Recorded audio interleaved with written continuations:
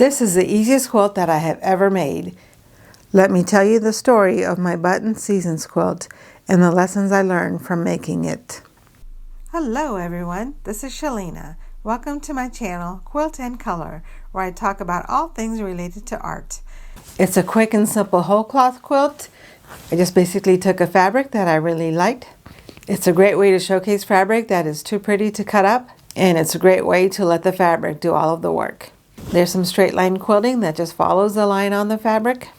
I did add a hanging sleeve to the back, but it's really not necessary. It just depends on how you want to use the quilt. Because I'm a maximalist, I added buttons underneath some of the trees.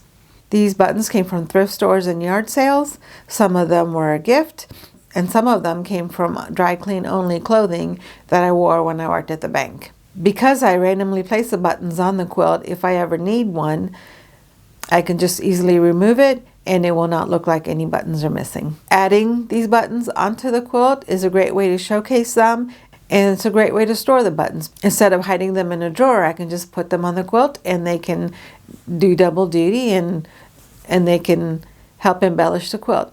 It's easy to find one when I need it, and I can just take it off the quilt and use it. The buttons are added with knots on the back so that I can easily remove them if I need them. These buttons can also do double duty in that I can hang things on them. I've thought about putting name tags on them when there's a party, and also I can hang quotations on them. Hand stitching all these buttons really endear the quilt to me. Although I don't think this quilt is very striking, its simplicity has a quiet charm. So what lessons can we learn from this quilt? The first lesson is how fast it is to make a whole cloth quilt. I haven't actually heard of any statistics, but normally it takes me about as long to make the quilt top as it does to finish the quilt. And if you can just avoid that first part of it and just use a whole cloth, it makes it so much faster to finish the quilt. Whole cloth quilts are a great way to practice free motion quilting and even straight line quilting.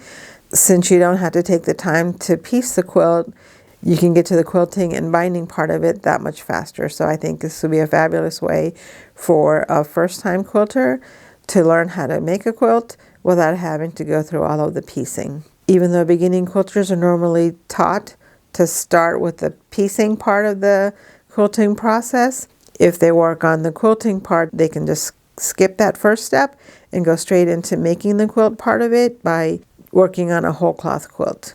That would cut their work in half and give them great practice on making a quilt. I think that I will be making more whole cloth quilts in the future using panels and fabric that is just too pretty to cut up. I can just make whole cloth quilts out of them and save myself a lot of time. I chose this fabric specifically to work as a border print on a small quilt. When you cut these trees, you can easily see them, and I was thinking that a whole cloth quilt would have a bigger motif, one that would not show when you were cutting it into smaller pieces.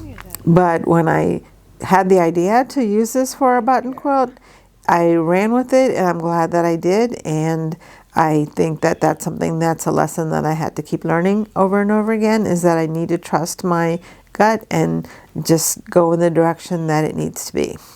I think one of my hang-ups about making a whole cloth quilt is that it seems more like a comforter than a quilt. I've bought lots of comforters from box stores that are whole fabric that are quilted together, and I never thought of them as a quilt, and maybe that's why I didn't really want to make a whole cloth quilt, because it seems more like a comforter than a quilt. But because this is a wall quilt, I didn't have that hang up for this particular quilt.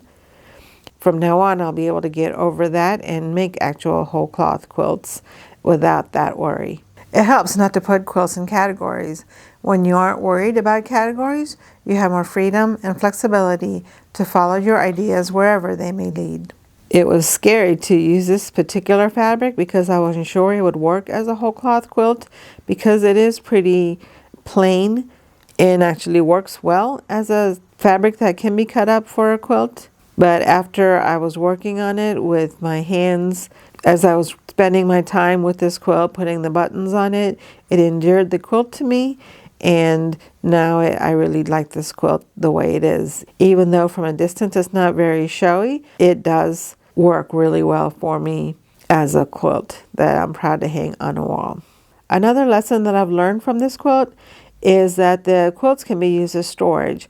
I've always used quilts as storage for scraps of fabric from other quilts, and they serve as a good memory device, but using a quilt to store buttons I think is a fabulous idea. I'd like to know, have you ever made a whole cloth quilt? What is the simplest quilt that you've ever made? Please let me know in the comments below. This video is one of a series of videos where I showcase all of the quilts that I've made in my lifetime. If you haven't already done so, please subscribe to the channel so you don't miss any of them.